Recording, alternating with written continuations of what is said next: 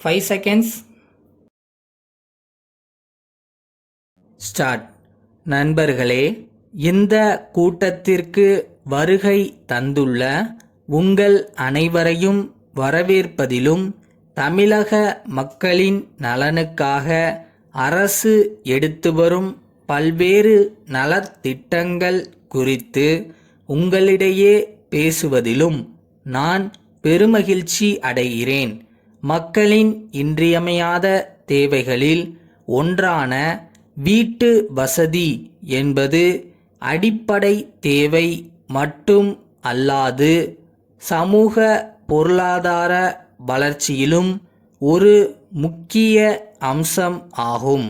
எனவே நமது அரசு ஒரு குடும்பத்திற்கு ஒரு வீடு என்ற அடிப்படை நோக்கத்தை நிறைவேற்றிட அனைத்து வகையான முயற்சிகளையும் மேற்கொண்டுள்ளது. பெருகி வரும் மக்கள் தொகை காரணமாக வேலைவாய்ப்பு தேடிக்கொண்டு நகரங்களுக்கு குடிபெயரும் மக்களின் எண்ணிக்கை நாளுக்கு நாள் அதிகரித்து வருகிறது. அத்துடன் மாறிவரும் சூழலுக்கு ஏற்ப வீடுகளை அமைத்து கொள்ளும் தேவையும் ஆவலும் மக்களிடம் அதிகரித்து வருகின்றபடியால் அனைத்து தரப்பினருக்கும் தேவையான வீட்டு வசதியை அளிப்பதற்கு அரசு பல்வேறு வகையான திட்டங்களை நடைமுறைப்படுத்தி வருகிறது. குறிப்பாக அரசு ஊழியர்களின் வீட்டு வசதி தேவையை பூர்த்தி செய்வதற்கு குறைந்த வட்டியில் கடன் வழங்கும் திட்டமும் நடைமுறையில் உள்ளது. மேலும் அரசு ஊழியர்களுக்கு வாடகை வீட்டு வசதியும் அரசால் செய்யப்பட்டு வருகின்றது. தற்காலத்தில் பல்வேறு பொதுத்துறை நிதி நிறுவனங்களும் வங்கிகளும் மிக குறைந்த வட்டி விகிதத்தில் வீடு கட்டவும் இருக்கின்ற வீடுகளை புதுப்பித்து கொள்ளவும் கடன்களை வழங்குகின்றன. எலி வலையானாலும் தனி வலை தேவை என்று மக்கள் எண்ணிய காலம் தற்போது மாறிக்கொண்டு வருகிறது. இதற்கு பல காரணங்கள் இருக்கின்றன.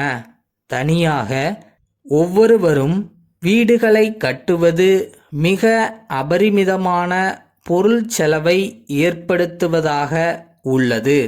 இது தவிர பாதுகாப்பின்மையும் மற்றொரு காரணமாகும். மக்கள் தொகை பெருகி கொண்டே இருக்கிறது. ஆனால் இயற்கையில் உருவான நிலம் மட்டும் எந்தவிதமான மாற்றமுமின்றி அப்படியே இருக்கிறது. இதில் மனிதன் உயிர் வாழ அத்தியாவசிய தேவையான வேளாண் பொருட்களை உற்பத்தி செய்ய ஒரு பகுதியை வைத்து கொள்ள வேண்டியிருக்கிறது. ஒரு பகுதி நிலம் காடுகளாக இருக்கின்றது. ஒரு பகுதி நிலம் தோட்டங்கள் மற்றும் தோப்புகளாக மாறிவிடுகிறது. எதற்குமே பயன்படாத நிலத்தடி நீர் வசதியே இல்லாத பகுதிகள் வறண்ட நிலங்களாக இருக்கின்றன. இவை போக மீதமுள்ள இடத்தில்தான் மனிதன் வீடு கட்டி குடியிருக்க வேண்டியிருக்கின்றது. எனவே வீட்டு வசதிக்கான நிலப்பரப்பு தேவையை விட மிகவும் குறைவாக இருப்பதால் காடுகளையும் விளை நிலங்களையும் நீர் நிலைகளையும் அழித்து வீட்டு மனைகளாக மாற்றிடும் போக்கு அதிகரித்து உள்ளது. இது மனித இனத்திற்கே பாதகமான ஒரு போக்கு என்பதை அனைவரும் உணர வேண்டும். இயற்கை செல்வங்கள் அளிக்கப்படுவதால் மனிதனுக்கு உணவு பற்றாக்குறை ஏற்படும். சுவாசிக்க சுத்தமான காற்றும் குடிக்க நீரும் கிடைக்காது. கால்நடைகள் தீவனம் இன்றி நீரின்றி அழிந்துவிடும். இவற்றையெல்லாம் ஓரளவு உணர்ந்தே மனிதர்களில் பெரும்பாலானோர் தனி வீட்டில் வசிப்பதே சிறப்பு என்ற எண்ணத்தை கைவிட்டு அடுக்குமாடி வீடுகளை கட்டத் தொடங்கினர். மன்னர் குடியிலிருக்கும் பாமினி உர ஆலை பொது மேலாளர் திரு கணேசன் கோமல் தேரடி தெருவில் உள்ள தேவி கூட்டமைப்பின் உரிமையாளருக்கு எழுதிய கடிதம். அன்புடையீர், எங்கள் தொழிற்சாலையில் இருந்து தங்களுக்கு அனுப்பிய 400 மூட்டைகள் யூரியா உரம் தங்களுக்கு வந்து சேர்ந்திருக்கும் என நம்புகிறோம். அவை வந்து சேர்ந்ததற்கான ஒப்புதல் கடிதத்தை உடனடியாக அனுப்பி வைப்பதுடன் விவசாயிகள் மத்தியில் அதற்கு ஏற்பட்டுள்ள வரவேற்பு குறித்தும் தெரிவிக்க கேட்டுக்கொள்கிறோம்.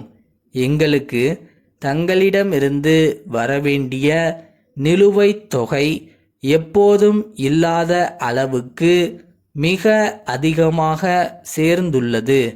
இது குறித்தும் தங்களின் கவனத்தை ஈர்க்க விரும்புகிறோம். எதிர்காலத்தில் இவ்வாறு அதிகமான அளவில் நிலுவை சேராமல் எங்களுக்கு ஒத்துழைப்பை நல்குவீர்கள் என்று நம்புகிறோம்.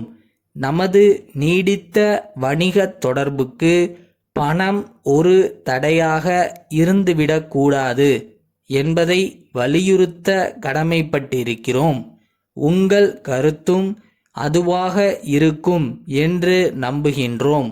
எதிர்காலத்தில் தாங்கள் கொள்முதல் செய்யும் பொருட்களுடைய விலையினை விரைவாக வழங்கிட கேட்டுக்கொள்கிறோம். தங்கள் ஆதரவு என்றும் தொடர விரும்புகிறோம். தங்கள் நம்பிக்கையுள்ள எதை ரைட்னு நம்ம நினைக்கிறோமோ தீர்க்கமாக யோசித்து கரெக்டாக செய்யணும். அதை செஞ்ச பிறகு சரியாக வரலைன்னா கூட அதை பற்றி வருத்தப்படக்கூடாது. திருப்பி ட்ரை பண்ணணும்.